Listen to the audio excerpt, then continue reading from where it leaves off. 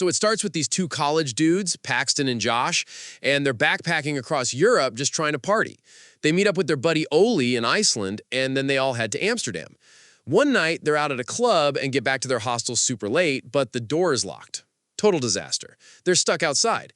But then this neighbor, a guy named Alex, lets them crash at his place. And get this, he tells them about this amazing hostel in Slovakia that's just packed with gorgeous girls who are totally into American guys. Since that's exactly what they're looking for, they're like, we're in. The very next day, they're on a train to Slovakia. On the train, they meet this super creepy businessman. His hands are shaking like crazy while he's eating, just giving off weird vibes. Then the dude puts his hand on Josh's leg. Josh totally freaks out and yells at him, and the guy just gets up and leaves. So sketchy.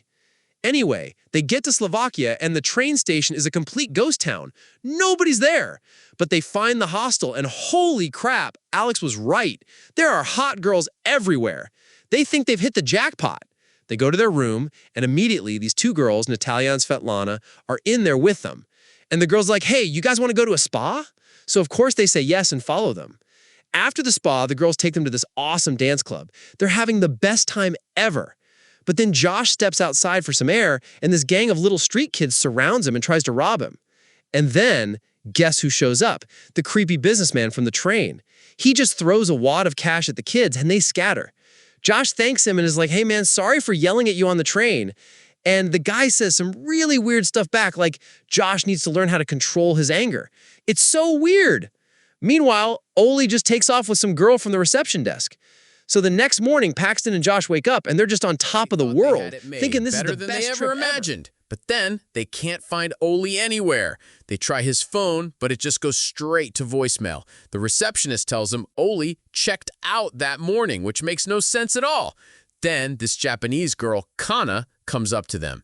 She shows them a picture on her phone of Oli with her friend Yuki. And she's like, my friend is missing too. And then they get a text from Oli's phone with a picture and the message, I go home. But get this, the movie shows us what's really happening. Someone is literally cutting Oli's head off and torturing Yuki. So messed up. So Paxton, Josh, and Connor are all like, okay, we need to get out of here. But right then, Natalia and Svetlana show up and ask them to go to the club again. Josh is totally done, but Paxton is still thinking with his other head, you know? So he convinces Josh to go. And at the club, the girls totally drug them. Josh gets super sick and goes back to the hostel where he just passes out in his room. Paxton feels sick too, but he stumbles into a storeroom by mistake. The door locks and he's trapped in there. So Josh wakes up and he can barely see. He's locked in this creepy room with all these torture tools. And surprise, the guy who takes off his mask is the creepy businessman from the train. And he tells Josh he always wanted to be a surgeon, but his hands shake too much. Josh is begging for his life, but the guy just takes a scalpel and slashes the back of his ankles. Then he unties Josh and is like, you're free to go. Josh tries to crawl away, but the guy just catches up and slits his throat. Just like that, he's dead. So Paxton finally wakes up, gets out of the storeroom, and goes back to the hostel. And the receptionist tells him he supposedly checked out too. He knows something is seriously wrong. He gets a new room and asks about Kana. But the receptionist says she left that morning too. And get this, as soon as he gets to the new room, two new girls are there and they invite him to a spa. It's the exact same trick all over again. He tries calling Josh, but his phone's off. He goes to the cops, but they're no help at all.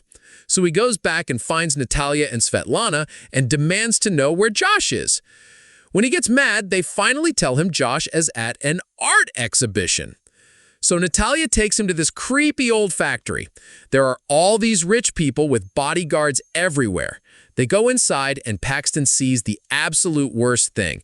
The businessman is there, literally performing surgery on Josh's dead body. And before Paxton can even react, these huge security guards and he sees people getting tortured everywhere. It's a total nightmare. Everyone is crying and screaming. They tie him to a chair and make him talk. And as soon as he speaks, a guard is like, he's a Garrican, and just leaves.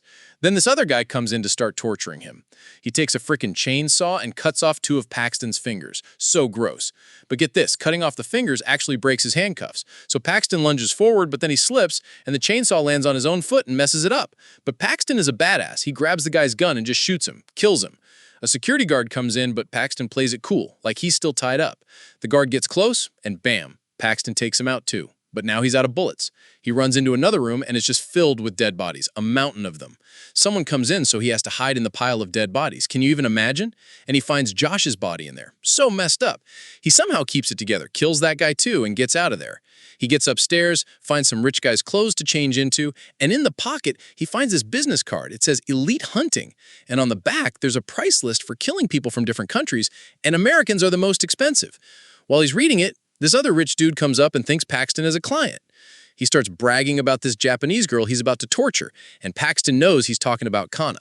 As soon as the guy leaves, Paxton hears Kana screaming. He grabs the guy's gun and runs to save her. He bursts into the room, and the guy's burning her face with a blowtorch. Paxton kills him too.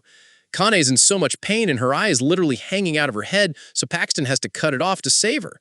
It's the most disgusting thing ever.